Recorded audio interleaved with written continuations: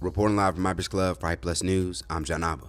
As more information comes out in regards to the mysterious death of Nolan Wells, it gives us more understanding as to what happened that day, as well as what could happen next. On Wednesday, it was revealed that Wells' parents and representatives would meet with Mississippi DA Angel Myers McIlrath to begin looking at the next steps into the case, as the DA would confirm she would now be presenting the investigation to the grand jury. Now, upon researching what we currently know about the case, Nolan's friend and operator of the boat can now be expected to face a series of charges under maritime law. For those who don't know, in general, maritime law is a special body of law designed to govern issues on sea. Every boat and boat operators are expected to abide by these laws or face punishment. Now, one of maritime law's biggest things stressed for boat operators is known as duty of care, which is a legal obligation requiring ship owners, operators, and employers to protect crew members and passengers from harm by maintaining a safe and seaworthy vessel. Now, one thing that looks to be going under the radar is that a passenger is technically considered anyone who left with you on a boat you are operating, and at all times you as the boat operator are deemed responsible for their safety. Now, despite the circumstances that Wells supposedly wanted to stay, it still can be argued that he's still a passenger of the boat that would leave Horn Island at 4:30 p.m.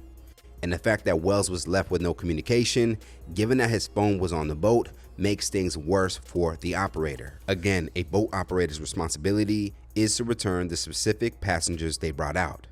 Now, according to research, despite people being there on Horn Island, still does not fully excuse the boat operator from liability, but it can change the severity of the situation. Now, if it is proven that a recreational boat operator would leave Wells knowingly with no phone and a way to communicate for safety and still left, does confirm that that was negligent behavior on the boat operator's end, which for some cases that involve a loss of life, the operator can be charged with involuntary manslaughter and reckless behavior. Now, another thing that would stand out for many is the already drinking that was proven to be taking place that day. Now, it has not been confirmed if the boat operator himself was drinking, but if he did, that would result in another charge known as BUI, or boating under the influence. Which is why for many, the sheriff's initial reaction to the incident, with no arrest being made swiftly, despite the viral picture of 18-year-old Wells and his friends, seemingly of the same age, holding beers in their hands, was not a sense of conducting a thorough investigation, and made some feel that a cover-up was taking place. Now, in the state of Mississippi, the legal drinking age is still 21. Now, to tie it all together, if the toxicology report comes back and Wells was deemed intoxicated at the time of his death, it will multiply the boat operator's liability due to the effects of alcohol and judgment. One of Wells' friends, Tracy Shepard, who was assumed to be around the same age as Wells, would publicly confirm that there was drinking in an interview with ABC News. He said that he and his group of friends, which included Wells, had been drinking alcohol since the late morning. Now, going back to Wells being separated from his phone, in which his parents would point out was an immediate red flag. If it is proven that the boat operator ultimately left with Wells' phone on purpose without Wells' consent, it can be viewed as a level of theft. To note, Wells' family had to reportedly track his phone down to get it back.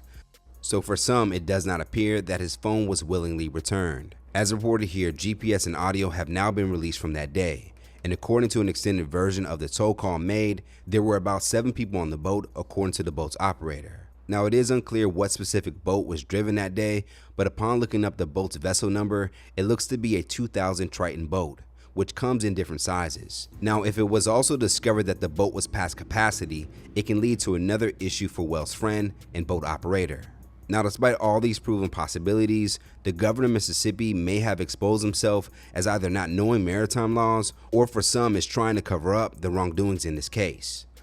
On Wednesday night, the governor of Mississippi would finally share his public reaction and would upset viewers by stating that he hasn't seen any signs of foul play with what he's seen so far. I don't know all of the facts surrounding the case. I have yet to see a fact or a piece of evidence that suggests any foul play. But if there is, I feel confident that the Sheriff's Office, the District Attorney's Office, the members at the Department of Public Safety that deal with these crimes, if there had been one, they will find it and they will do what is necessary. Now, part of his statement, the governor would also confirm that he and Sheriff Ledbetter, who is leading the investigation, are really close. For many, the movement Justice for Nolan appears to be a cry out to a justice system that is supposedly to hold no one above the law, especially when people have been arrested and swiftly apprehended by police for lesser crimes. Nolan Wells will be laid to rest on Monday in Ocean Springs, and his preliminary autopsy findings, according to his family's attorney Benjamin Crump, will be released soon after. Let's talk about it more in the comments below. As more information has come forward, what is your theory now as to what happened to Wells that day? And what is your reaction to hearing the governor of Mississippi expressing he has yet to see any signs of foul play? Reporting live from Ibis Club, Fight Plus News, I'm John Abba.